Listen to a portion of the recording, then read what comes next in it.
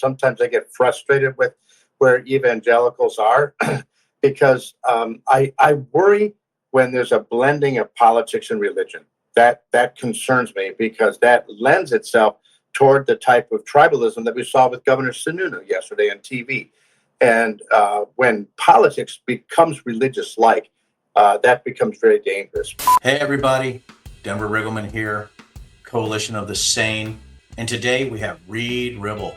He's a good friend of mine from Wisconsin, 3-term congressman, also raised in a very religious household, conservative, and does think Donald Trump is pretty bad for this country. So again, welcome to Coalition of the Sane, and let's get to work.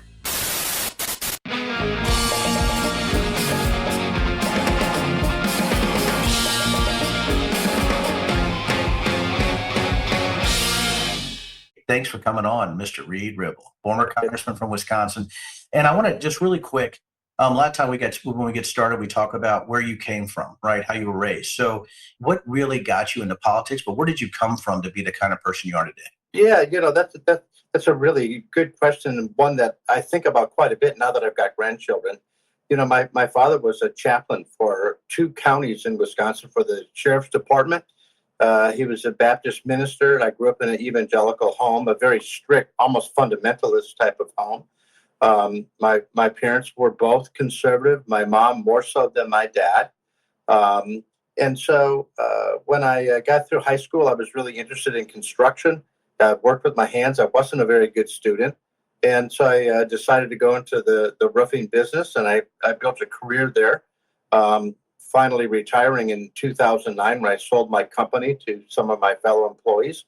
And then I decided to run for Congress. And I ran for Congress because I was stressed out about 2 things: the national debt and the ever-encroaching influence of government on my business, when they really didn't know anything about my business and they assumed things about my business that weren't true. And so while once complaining to my oldest son about government and how frustrated I was, he finally told me, "Dad, you always said if I didn't like my circumstance in life, that it was up to me to go change it. So I'm telling you, if you don't like the circumstance in your life and what you see, it's up to you to go change it." And that's kind of what pushed me into the world of politics. And I thought, well, why couldn't I run for office? What makes me any different than anybody else? Really, you ran as a limited government, pro-business Republican based on your incredible experience with creating a company, running that company, and then seeing the regulatory hurdles you had to overcome. Would that be the right thing to say there? Yeah. And I would call myself a classic liberal in that I believe in limited government, free markets, free trade, what would be called traditional conservative views, not so much what we would call those things today.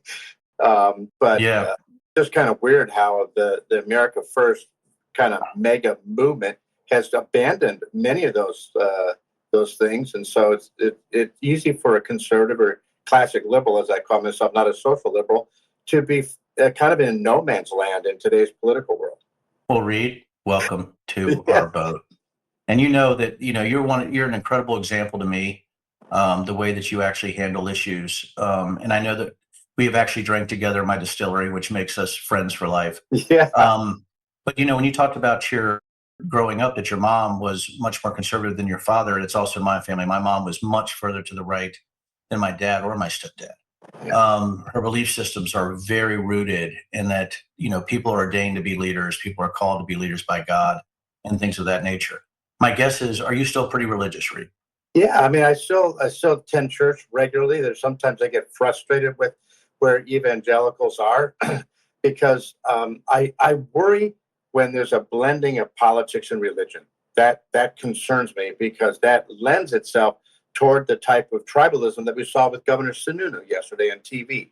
And when politics becomes religious-like, that becomes very dangerous. But yeah, I still consider myself a faithful person. I believe the tenets of the faith that I was taught by my parents, and I continue to maintain that faith today.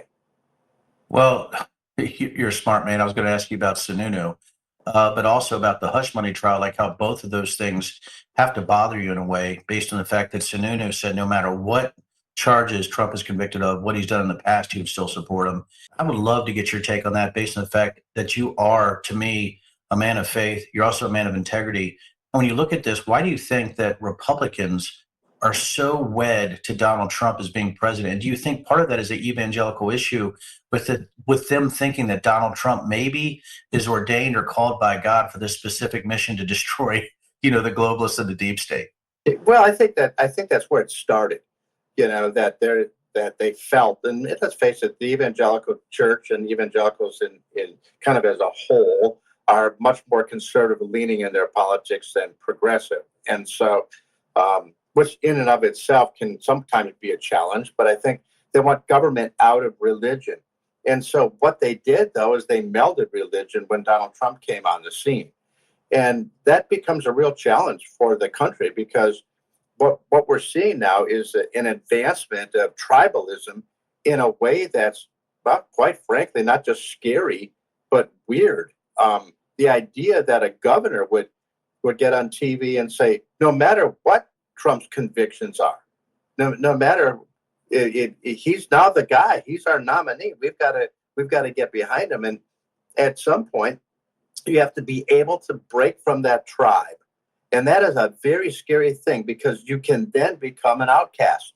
Denver, you understand this because you broke from the tribe, and I broke from the tribe, and all of a sudden you're now the outcast, and people look at you askance and wonder what happened to you. When in reality, the real question is what happened to us? What happened to us as a country? And anytime politics becomes like a religion, it becomes very, very dangerous. Reid, I know why we're friends here, because, my big thing is there's nobody who can accuse me, sort of being down the middle or center right. That's just how we were raised. However, where I got sideways was officiating a same-sex wedding in the summer of 2019. And, I was attacked at that point. And, I always told people, I think that, when we talk about limited government freedoms, that everybody who's an adult, right, who's a free sort of thinking adult is allowed to make the decisions for themselves, regardless, right, of sex or faith, right, how they believe. Because I think, number one, we're all allowed to be miserable in marriage, right, Reid? I mean, that's number one. Number two, I think that freedom of thought is a conservative trait, right? Shouldn't it be? And, so that's why I was so confused. Even though I knew I was going to get hit, I didn't understand the cascading effect of that. The fact that I was the tool of the Antichrist, or the general of the sodomite armies, or I was changing the sexual orientation of children, or I was secretly funded by George Soros, right? Or in the pejorative called a secret Jew. And I think about you and what you've done and the way that you come out with this specific conservative look and this anti-Trump look, because you're like, this isn't Republican. Have you had any real pushback from friends and things of that nature, or family, where you're like, holy cow, right? It's sort of overwhelming to get that kind of hostility from people who claim to be Christians or, religious in that way? Well, certainly I've had hostility from some of my Christian friends. And it got to the point there. I was a very early kind of anti-Trump guy when You were. from the very beginning. I said that I'm not compelled to have to vote for any person. Any candidate for office must earn my vote, including the nominee of our political party. And if I do not believe that person is fit for the office, I'm not beholden to vote for them. And the moment I went public with that statement, that was like September 2015, I became almost persona non grata to many of my Republican friends. I had to have some type of security protection in my own congressional district when I would go home. And it was very interesting. And then I have a couple of brothers who are pastors, three of them actually. And Wow. the conversations I had with them were a bit more friendly. But my one brother, when I asked him, well, why are you so attached to Donald Trump? And he said, well, he's the first president that actually did what he said he was going to do. And so I wrote him a rather long letter that looked back at history and listed, here's what this candidate promised before president, here's what they did. And I showed him how that just wasn't true, that every president accomplishes a certain number of things during their terms as president. And this idea that Donald Trump's the only one that ever did anything, it's just kind of a false narrative. And then he said, yeah, but he's fighting for us. He's fighting for my faith. And I said, is your God so small that you need a human to fight for you? If God himself cannot fight for you, then your God is too small. And you need to take a deep, deep look inside of your own faith. And it took us a while to recover from that challenge. Clear, but that's one of the reasons I wanted to bring you on. And I want to state this to everybody listening. Reid Ribble was well before Liz, well before Adam Kinzinger, well before me, and seeing the threat of Donald Trump, or at least the threat of what it could do to the GOP. Reid, I think I'm pretty safe in saying that. And that's why I wanted you on here, right, is because I know it was back then. You know, when we were sitting there having a drink at the bar and you were telling me your story, I'm like, well, Reid might have been the first. And I think people need to know that. They also need to know that you're still a conservative. And I think that's what we need to get out there, right? You have a conservative who knows that what Donald Trump is and also has the ability to present arguments in such a clear and precise way. And it really does suggest you're pretty sane, Reid. I just want to let you know, I think you're pretty sane, you know, as we go forward in this. And there would be plenty of Republicans that would disagree with you on that count. Well, hey, me too, buddy. You know, I make whiskey and, you know, I mean, what the heck? You know, I remember, you know, when I was running, I was actually hit pretty hard. There's a huge contingent here in Southern Virginia. As you know, it's the beginning of the Bible Belt. They hated that I made whiskey. I was actually called a murderer for owning distilleries. So, buddy, you know, you're right. Some of them would say that maybe we aren't sane, you know, because of the fact is that we like to use arguments that are very specific and not, you know, specifically religious. Gosh, that was a heck of a sentence. Right. And listen, I'm not a big advocate of, and you know that I'm a big bourbon guy, but you nor I want to have people abusing alcohol. That's not it. But when you look at the history of our country, George Washington himself, not far from your home, was one of the first distillers in America. And so absolutely, Mount Vernon, you know, and my wife, you know, she's friends with the distiller at Mount Vernon, and we've gone there a few times. And I would say our rye whiskey is even better than George Washington. So how about that? Yeah. And I want to say two words here. And if you're like Reid, if you're like Denver, I don't know if we want to go down this path, but do you think with everything you've seen, the way you were raised, the fights that you have, the friends that have come at you, your discussions with your brothers, do you think, and with the self-prescribed, you know, sort of identification that the Marjorie Taylor Greenes and Lauren Boeberts and things like that do you think that there is an issue right now with Christian nationalism? Do you think that is an issue that we're going to have to look at very seriously here as we come into the 2024 election? Yeah, I absolutely do. And you know, nationalism, a lot of people don't understand what it is and why it's so antithetical to true Christianity. Let's put it this way. Patriotism is when you love your country. Nationalism is when you hate everyone else's. And you get to this place where the merging of nationalism and Christianity is antithetical to the teachings of Jesus himself, because he said to love your enemies, to welcome the stranger, to welcome the aliens. He was completely separate from that line of thinking. There was nothing nationalistic about Jesus at all. And so you're exactly right. And when you say aliens, you're talking about immigrants, not space aliens, correct, sir? Yes. Yeah, correct. Yeah, no space lasers from this guy. You know, and listen, it's not that I don't want a secure border. I think it's important for a nation to have a border and have a secure border. I also think it's important for a nation like the U.S. with declining birth rates and the demographics that we're facing to recognize the fact that there will be a global competition for labor coming very, very soon. And we better get our act together, because every first world country north of the equator is in the same spot we are in birth rates. I think you can combine a secure border, an effective secure border, without using xenophobia. I believe that's something that we can do as Americans. We don't have to hate people. Yeah, we're securing our border, but we don't have to hate those. And we need to somehow have some kind of pipeline for labor. Because if you look here, I own 50 acres. I have a distillery. Reid, can you imagine everybody who does all of our, I would say, all of our landscaping, all of our lawn work, all of any work with timber, anything like that? None of them, right, are naturally born Americans. And I think that's what people need to understand, right, is that they work their asses off. And labor is something that we're going to have a problem with in the future. And that's why I was such a supporter of H-2A and H-2B, which, as you know, got me sideways also in a rural district like this. Yeah, I'm sure it did. And you know, I remember getting in an argument with some of my colleagues when I was in the House, and you know, they're screaming at me, "Come on, Ribble, we've got a crisis we've got an immigration crisis in this country." And this is before the current crisis. And I stopped them and I said, "Listen, if you really want to know what an immigration crisis looks like in America, it's when no one wants to come here, not when too many people do." That is an incredible statement, Reid, and right down the line. And as we're talking here, I have we're talking about the trials of Donald Trump. You sort of mentioned Sununu, and we were sort of talking about the hush money case.